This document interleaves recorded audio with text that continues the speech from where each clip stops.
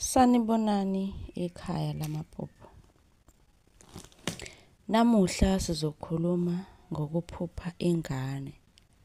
Ukuthi ingane uma uyiphupha ephusheni noma ngabe iyenzani, uzochaza ngendlela enibuze ngazo nami la zonke ukuthi leyo ngane isuke ibike ukuthini. Amaphupho engane-ke kusuke kumele uwaqaphele futhi uvuke wenze lokho okuthiwa akwenze. Ikhona incwadi yamaphupho, ikhona insipho yobulungu. Ukuphupha ingane, ngabe usana, ngabe ingane nje kanjani, kusho izinto ey'ningi ezahlukahlukene.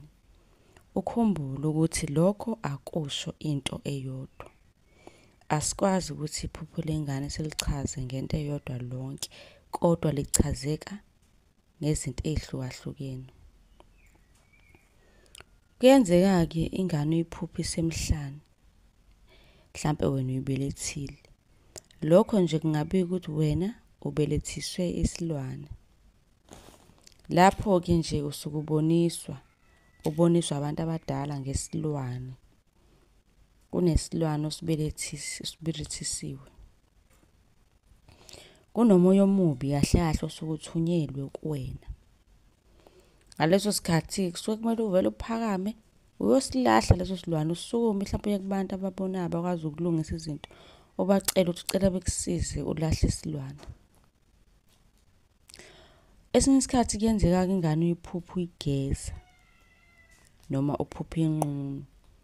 Usuke uboniswa-ke lapho ukuthi inengane yakho eyachitheka noma eyakhishwa, ikhalela ukugezwa futhi imbathiswe leyo ngane.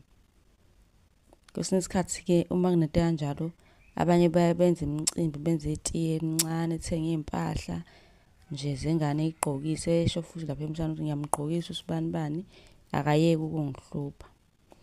Uma unengane-ke eyakhishwa noma eyachitheka, kuvamisile ukuthi ubhedelwe izinto. Kwesinye isikhathi kuyenzeka uphuphe wenza ucansi, uzitshela ukuthi unesilwane kanti leyo ngane yakho eyachitheka noma eyakhishwa. Njengoba ngisho ukuthi kusuke kumele usukume ume ngey'nyawo. Bese singena kuleli phupho ingane ikhala noma ingane ikukhalela. Kusengenzeka ukuba ingane yakho owayikhipha noma eyachitheka. Ukuphupha ukakelwa ingane. Abantu abadala lapho-ke basuke bekubonisa ukuthi kuney'nkunzimalanga zesichitho wena oshawa ngazo.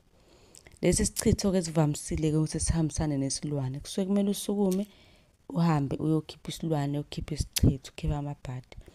Uma unombuzo usungabuza-ke lapha kwinamba yethu ka-WhatsApp, sobe sesikusiza okanye uthenge incwadi.